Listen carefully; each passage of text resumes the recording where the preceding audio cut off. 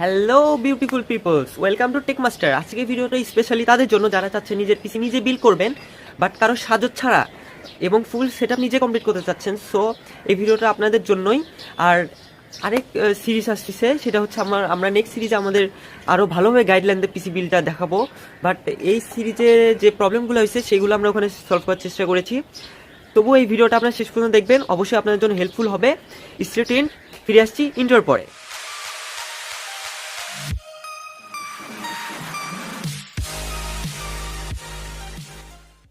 Guys, এই ভিডিওতে আমরা আমাদের যথাসাধ্য ডিটেলস দেওয়ার চেষ্টা করেছি। আমরা সম্পূর্ণ ডিটেলস এবং সম্পূর্ণ শ্যুট আমরা কভার করতে পারি নাই, এর জন্য আমরা আন্তরিকভাবে দুঃখিত। কিন্তু পরবর্তী ভিডিওতে আমরা নিশ্চয়ই চেষ্টা করব সম্পূর্ণ শ্যুট এবং সম্পূর্ণ ডিটেলস আপনাদের সামনে সুন্দরভাবে তুলে ধরার। আপনারা ভিডিওটি শেষ পর্যন্ত দেখবেন, অবশ্যই আপনারা কিছু হেল্প পাবেন এই ভিডিও থেকে। এবং পরবর্তী ভিডিও দেখার জন্য অবশ্যই আমাদের চ্যানেলটি সাবস্ক্রাইব করে আমাদের পাশে থাকবেন। সো এটা আমাদের ক্যাবিনেট, এটা পারফেক্টের একটা ক্যাবিনেট। সো এই আমরা ফার্স্টে মাদারবোর্ডটা ইনস্টলেশন করব। থার্ড জেনারেশনের i5 ফার্স্টে আমরা সিপিইউ ইনস্টলেশন করব। সিপিইউটা ইনস্টলেশন করা খুবই সহজ। আগে আমরা দেখব মাদারবোর্ডে কোন পাশে একটা পিন কম আছে অ্যান্ড প্রসেসরে এখানে একটা পিন কম আছে, সেইভাবে আমরা প্রসেসরটার পিন অনুযায়ী এভাবে বসাই দিব। দেন কোনো প্রেস করব না, হালকা করে সকেটটা নিয়ে লাগাই দিব। এই হয়ে গেল আমাদের প্রসেসর ইনস্টলেশন। দেন আমরা র্যাম ইনস্টল করব। আমাদের মাদারবোর্ডটা হচ্ছে আসুস P8H67V। এটা একটা গেমিং মাদারবোর্ড থার্ড জেনারেশনের। দেন আমরা লাগাবো আমাদের র্যামটা হচ্ছে 4GB DDR3 1600 MHz এই ডাটা। আমাদের র্যাম ইনস্টলেশন করব আমরা।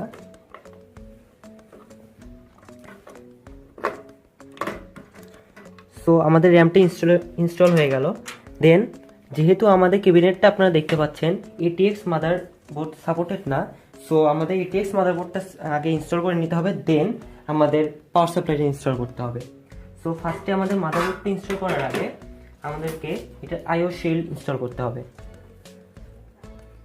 IO শিল্ডটা ইনস্টল করার পরে অনেকে এটা ভুলে যায় IO শিল্ডটা ইনস্টল করা।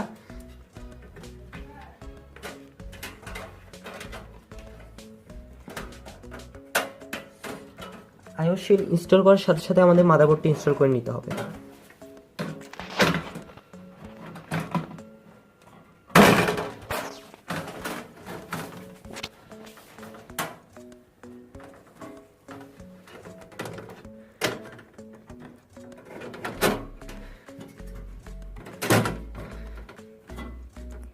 আমাদের মাদারবোর্ডটা ঠিক জায়গায় এসে গেছে, এখন শুধু স্ক্রু করতে হবে।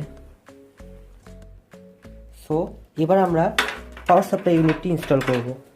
এটা একটা নর্মাল পাওয়ার সাপ্লাই। পাওয়ার সাপ্লাইটা ইনস্টল করা খুবই সহজ। জাস্ট আমরা পাওয়ার সাপ্লাইটা পরে ইনস্টল করতেছি, এর কারণ হচ্ছে আমাদের বোর্ডটা হচ্ছে ATX বোর্ড। পাওয়ার সাপ্লাইটা ইনস্টল করা থাকলে আমরা বোর্ডটা ইনস্টল করতে পারতাম না। এবার আমরা দিব দুইটা, আমাদের কাছে থার্মাল পেস্ট আছে, এর ভিতরে আমরা একটা থার্মাল পেস্ট ইউজ করব। আই থিঙ্ক সাদাটা ইউজ করা বেটার হবে। লোকাল থার্মাল পেস্ট 50 টাকা করে পাওয়া যায়। তো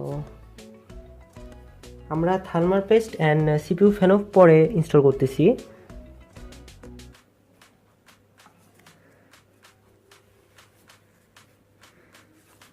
আমরা আমাদের থার্মাল পেস্টটা অ্যাপ্লাই করলাম।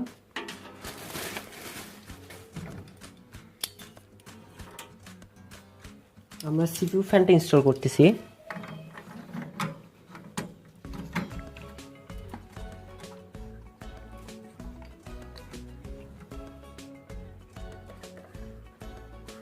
এটা একটা ডিভিডি ড্রাইভার, আমরা ডিভিডি ড্রাইভারটা ইনস্টল করব। এবার এটা ইনস্টল করা খুবই সহজ।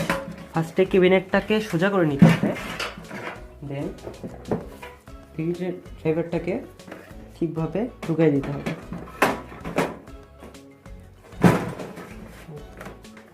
এবার স্ক্রু করে দিলেই ডিভিডি ড্রাইভারটা ইনস্টল হয়ে যাবে। এটা হচ্ছে ওয়েস্টার্ন ডিজিটালের blue 1 TB 64 MB cache. Hard disk. So আমরা ফার্স্টে হার্ড ডিস্কটা ইনস্টল করে নেব। হালার পোর্ট কোথায়?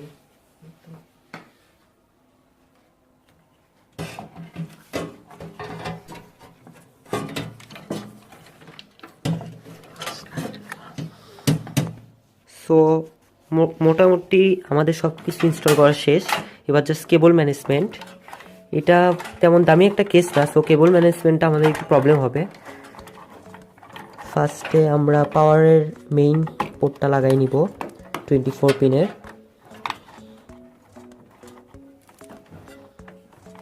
এবার দেন আমাদের সিপিইউ এরটা লাগাই নিব। এটা হচ্ছে আমাদের মাদারবোর্ডে দেয়া আছে 8 পিনের সিপিইউ সকেট, বাট আমরা এখানে পেয়েছি 4 পিনের। আমরা 4 পিন দিয়ে এখন কাজ করব, যেহেতু আমরা এখানে কোনো ওভারক্লকিং করতেছি না। দেন আমরা আমাদের হার্ড ডিস্ক অ্যান্ড আমাদের ডিভিডি ড্রাইভারে পাওয়ার দিব। এটা আমাদের SATA 6 Gbps এর একটি কেবল। আমাদের মাদারবোর্ড SATA 3 সাপোর্টেড, সো আমরা এই কেবলটা ইউজ করব। সো আমাদের বিল অলমোস্ট ডান, জাস্ট কেবল ম্যানেজমেন্টের কাজ করতে হবে, আর কিছুই না। সো ফুল সেটআপ কমপ্লিট হয়ে গেছে। আমি আরেকবার আপনাদের বলেই দিই, আমি এখানে ইউজ করেছি i5 third generation 4GB DDR3 1600 MHz A data RAM, and HDD use করেছি 1 TB western digital. Motherboard use করেছি ASUS 67 গেমিং বোর্ড, অ্যান্ড একটা নর্মাল পাওয়ার সাপ্লাই 400 ওয়াটের। তো আমরা কানেক্ট করে নিয়েছি আমাদের পিসি HDMI দিয়ে। এবার আমরা মাদারবোর্ডের মেমোরি ওকে বাটনটা ক্লিক করব, দেন আমরা আমাদের পিসিটা অন করে দেখব। ফাস্ট বুট।